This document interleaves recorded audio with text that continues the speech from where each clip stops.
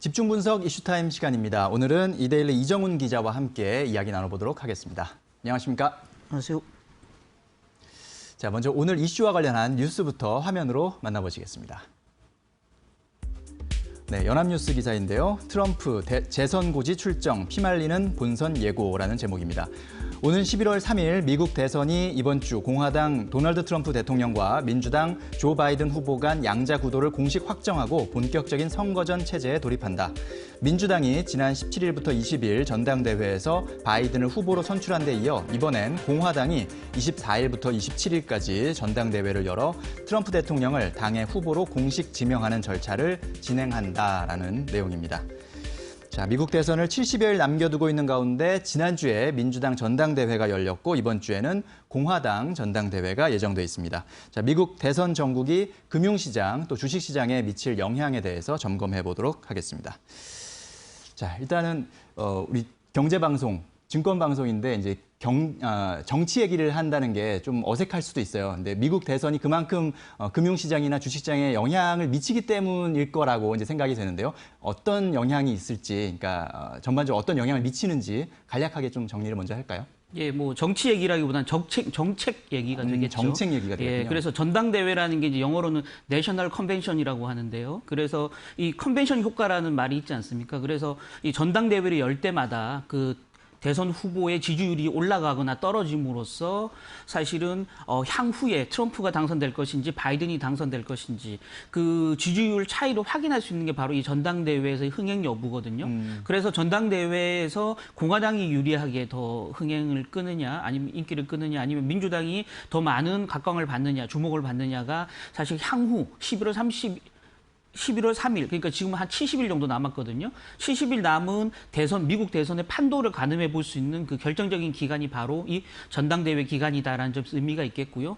향후 4년간 미국이 어떤 정책을 펴서 시장에 영향을 줄 것인가를 가늠해 볼 수 있는, 그래서 주요 대선 후보들이 대선 후보로서의 그 지위를 수락하면서 앞으로 나는 4년간 이런 정책을 펴겠다라는 어떤 포부를 밝히는 자리거든요. 그래서 구체적으로 그동안 뭐 사실은 대선 후보 경선을 해오는 과정에서 많은 공약들을 발표했지만 실질적으로 대선 후보를 수락하면서 공식적으로 내가 앞으로 펼칠 정책들이 이런 것이다라고 천명하는 자리이기 때문에 향후 4년간 미국의 주요 정책들을 미리 가늠해 볼 수 있는 그런 어떤 소중한 자리가 된다라는 점에서 증시가 가장 주목하고 있는 이슈다라고 말씀드리면 될 것 같습니다. 네, 그렇군요. 정책 얘기이자 또 미국 대선의 판도를 한번 미리 가늠해 볼 수 있는 그런 자리이기 때문에 지난주에 민주당 전당대회 그리고 이번 주 공화당 전당대회가 상당히 주목이 끌 수밖에 없는 그런 그렇습니다. 이슈이고 지난주에 일단 미국 민주당 전당대회가 열렸어요. 그 내용부터 좀 소개를 해주시죠. 예, 그러니까 미국 시간으로 17일부터 20일까지 나흘간이었거든요.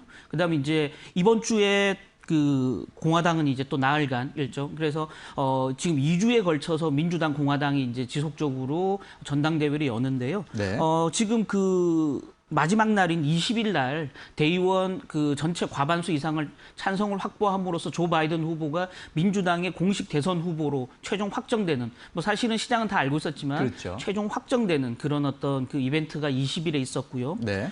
다만 이제 이런 거죠. 아까 말씀드렸지만 컨벤션 효과라는 게 이런 전당대회를 열면 당연히 전당대회 주인공인 대선 후보가 지지율이 좀 올라가는 그런 어떤 약간 효과들이 존재하거든요. 네. 다만 이번 민주당 전당대회는 생각보다 많은 관심을 끄지는 못했다라는 겁니다. 실제 지금 그 전당대회를 나흘간 열면 대선 후보 수락연설 직전인, 그러니까 사흘째 되는 날이 원래 시청률이 가장 높거든요. 예. 그래서 지금 공화당 같은 경우는 19일이 되겠죠. 사흘째 되는 날이. 19일 날 봤더니 시청자가 2,280만 명.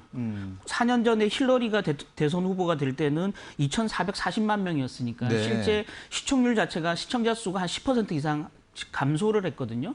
뭐 코로나라는 특수한 상황도 있었겠지만 많은 사람들이 집에 머물러 있었다는 의미에서 보면 사실은 민주당 전당대회는 큰 어떤 그 히트를 치지 못했다라고 설명드리면 될 것 같고요. 그러다 보니까 트럼프 역시 본인의 트위터에 미국 역사상 가장 어둡고 암울했던 전당대회다라면서 조롱하는 트윗글을 남길 정도로 좀 그 흥행에는 실패한 전당대회였다라고 말씀드리면 될 것 같습니다. 그렇군요.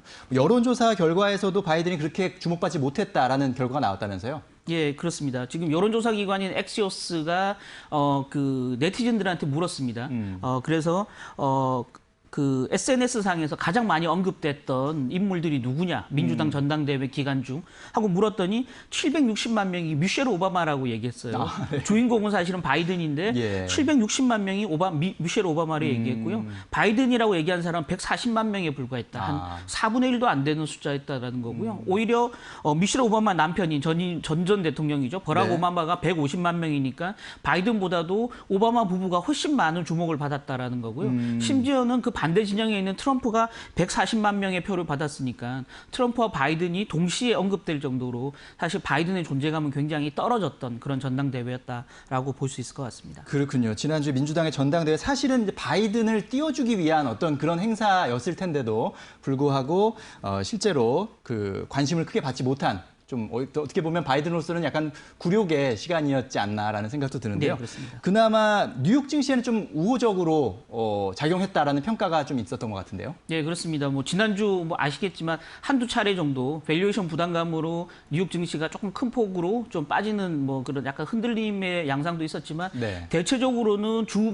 후반으로 갈수록 강세 흐름을 유지하면서 계속 사상 최고치를 다시 찍었었거든요. 그렇죠. 결국은 이 과정에서 경제 지표도 괜찮았고 뭐 여러 가지 호재들이 있었지만 저는 개인적으로는 민주당 전당대회 결과에 대한 시장의 긍정적인 반응이 증시 상승을 이끌었다라고 개인적으로는 이해를 하고 있습니다. 그 부분이 네. 뭐냐면 사실은 그 뉴욕 증시가 민주당 또 조 바이든 후보에게 가장 두려워하는 부분들은 시장에 역행하는 시장에 친화적이지 않은 정책들이거든요. 그렇죠. 법인 세율을 인상한다든지 또 네.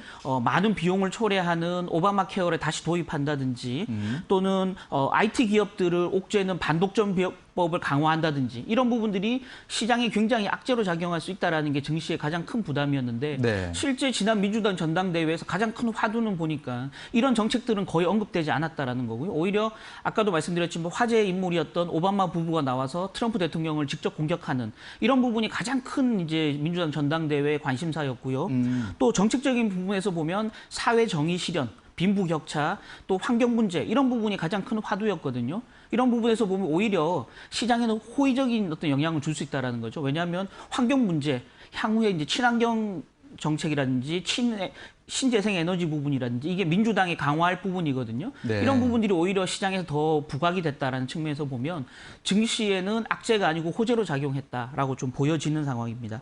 실제로 지금 아까도 말씀드렸지만 법인세율 인상, 반독점 기업법 강화, 또 공적 의료보험 개혁 이렇게 세 가지가 가장 뉴욕 증시가 지금 바이든 후보에게 지금 그 우려하는 부분인데요. 네. 실제 이런 부분이 있더라고요. 여기서 이제 지금 그 좌파로 꼽히는 버니 샌더스 상원 의원 같은 경우 그 지지 연설을 하면서 이 좌파다 보니까 샌더스는 가장 강력하게 그 오바마 케어 또 향후에 이제 공적 의료보험 강화를 주장을 했었는데요.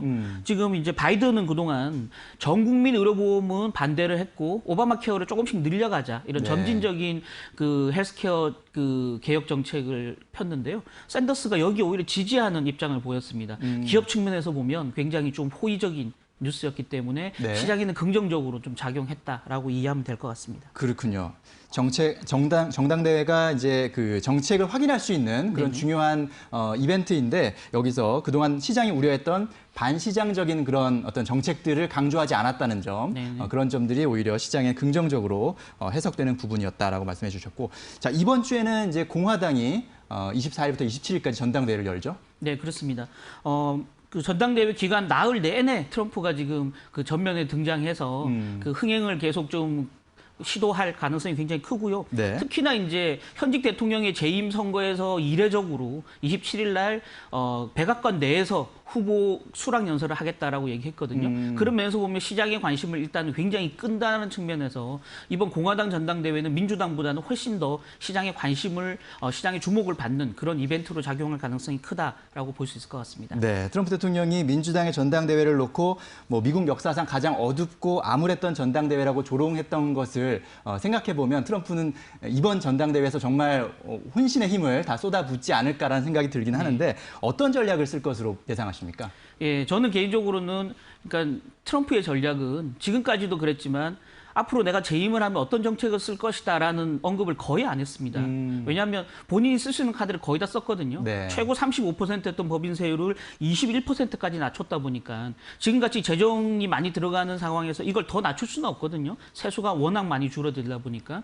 그러니까 본인이 할 수 있는 정책, 또 금융이라든지 기업에 관련된 규제 완화를 거의 다 풀 건 다 풀었기 때문에 본인이 할 수 있는 거 별로 없다라는 거죠. 그런 측면에서 오히려 반대 진영에 있는 바이든을 공격하는 그 어떤 발언을 할 가능성이 굉장히 크다라는 거죠. 그러니까 바이든은 21%로 내려간 법인세율을 28%로 높이겠다라고 지금 공약을 하고 있거든요. 그래서 본인의 법인세율 인하가 경제와 증시 상승에 얼마나 큰 영향을 줬는가를 계속 강조하는, 과거에 본인의 어떤 경제 성적표를 강조하는 정책을 펼 가능성이 굉장히 크다라는 거고요. 네. 본인의 규제 완화, 그러니까 규제를 강화하겠다라는 바이든에 맞서서 규제 완화가 그동안 미국 경제, 미국 기업들한테 얼마나 큰 힘이 됐는가를 계속 강조할 가능성이 굉장히 크다라는 거고요. 또 하나 이제 외부로 관심을 돌리기 위해서 중국이라든지 이란, 이런 이제 외부의 적들에게 굉장히 좀 공격적인 언사를 할 가능성이 굉장히 크다라는 겁니다. 그래서 이번 공화당 그 전당대회에서는 트럼프의 향후 새로운 정책 메시지보다는 그동안에 본인이 잘했던 부분을 강조하고 또 상대 진영이 못하는 부분들, 우려하는 부분들을 부각시키면서 본인의 어떤 그 표를 끌어들이는 그런 어떤 전략을 쓸 가능성이 굉장히 높다라고 보여집니다. 자, 이제 본론으로 들어가려고 하는데 우리한테 주어진 시간이 지금 넉넉지 네, 않아서 그렇습니다. 일단은 간략하게 좀 네. 넘어가겠습니다. 자, 지금 하지만 설문조사 결과에서는 바이든이 좀 유리한 상황인 것 같고 시장에서는 트럼프 승리를 원하는 그런 상황인 것 같아요. 그 부분을 좀 정리해 주시죠. 네, 그렇습니다. 지금 한 달 전만 해도 두 후보 간의 표 차이가 14%포인트나 됐거든요. 지금은 한 6에서 7%포인트 많이 좁혀들었습니다. 과거 힐러리 때 보면 한 6% 정도 힐러리가 앞섰지만 실제 결선에서는 트럼프가 이겼거든요. 그래서 아직은 전혀 알 수 없는 상태다라는 점에서 시장은 굉장한 불확실성 국면에 들어갔다라는 겁니다. 앞으로 트럼프가 이길지 바이든이 이길지 확실치 않은 상황에서는 시장은 자기 방향성을 잡기가 굉장히 힘들다. 라는 거고요. 네. S&P 500 지수가 지금 PER이 22.6배, 과거 10년간 평균이 17배인데 굉장히 밸류에이션이 높은 상황이거든요. 가격 부담이 굉장히 높은 상황에서 대선은 누가 이길지 알 수 없는 불확실성 상황. 그럼 시장은 굉장히 좀 소극적으로 움직일 가능성이 있고요. 또 중간중간에 나타나는 여론조사 결과, 또 전당대회에서 민주당, 공화당이 얼마나 많은 관심을 끄느냐에 따라서 시장은 굉장한 플럭추에이션, 변동성을 보일 가능성이 크다라는 점에서 조금 보수적으로 신중하게 증시에 접근할 필요가 있다라는 말씀 드리고요. 네. 다만 이제 트럼프가 점점 유리해지는 국면, 대선에서 유리해지는 국면으로 간다면 시장은 굉장히 우호적으로 반응할 가능성이 있다. 다만 바이든이 승리할 쪽으로 간다거나 아니면 상원을 그 민주당이 장악할 가능성이 있는 쪽으로 분위기가 흘러간다 그러면 시장은 또 한 번 요동칠 가능성이 있다라는 점에서 향후에 그 민주당, 공화당 또 바이든, 트럼프 간의 어떤 여론 지지율 격차에 따른 어떤 그 플렉서블한 시장 대응이 필요한 시점이다라는 말씀 다시 한번 드리고 싶습니다. 자, 마지막으로 투자자들께 좀 간단하지만 네. 아주 좀 영향이 있을 만한 그런 좀 조언을 좀 해주시죠. 어떻게 대응하면 좋을지 이런 상황에서. 예, 그렇습니다. 뭐 어느 쪽이 유리하더라도 사실은 주식 투자를 안 하고 손을 놓고 있을 수는 없거든요. 네. 다만 이제 민주당이 유리한 쪽으로 간다. 민주당과 바이든이 유리한 쪽으로 간다 그러면 신재생 에너지라든지 전기차라든지 네. 2차 전지라든지 이렇게 그 민주당 정책 수혜를 볼 수 있는 종목군 중심으로 조금 포지셔닝을 좀 무게 중심으로 옮겨가는 전략이 좀 필요하겠고요. 예. 반대로 트럼프와 공화당이 유리한 쪽으로 간다 그러면 전통적인 에너지 산업 뿐만이 아니고 규제 완화의 수혜를 보는 금융산업 뭐 관련주들에 대한 관심도가 좀 필요하겠고요. 또한 이제 반독점법의 우려에서 벗어날 수 있는 테크 관련주들에 대한 관심도가 여전히 필요하다. 그래서 시장은 계속 그 투자는 멈출 수는 없다. 네. 다만 조금 보수적으로 가되 양 진영이 어느 정도 유리하냐에 따라서 조금 그 투자하는 종목군들을 조금 옮겨가는 전략. 그때그때 옮겨가는 전략이 좀 필요하다라는 말씀 다시 한번 드리고 싶습니다. 네, 그렇군요. 자, 미국 대선이 이제 70여일 앞으로 다가왔습니다. 민주당이 추구하는 어떤 방향성, 정책들, 또 공화당이 추구하는 정책 방향성 이런 것들 잘 확인해 보시고 그거에 맞춰서 그 어떤 추세의 변화에 따라서 본인의 포트폴리오나 어떤 투자 전략을 조금씩 손보는 것도 필요할 시점인 것 같습니다. 네, 오늘 말씀 잘 들었습니다. 감사합니다.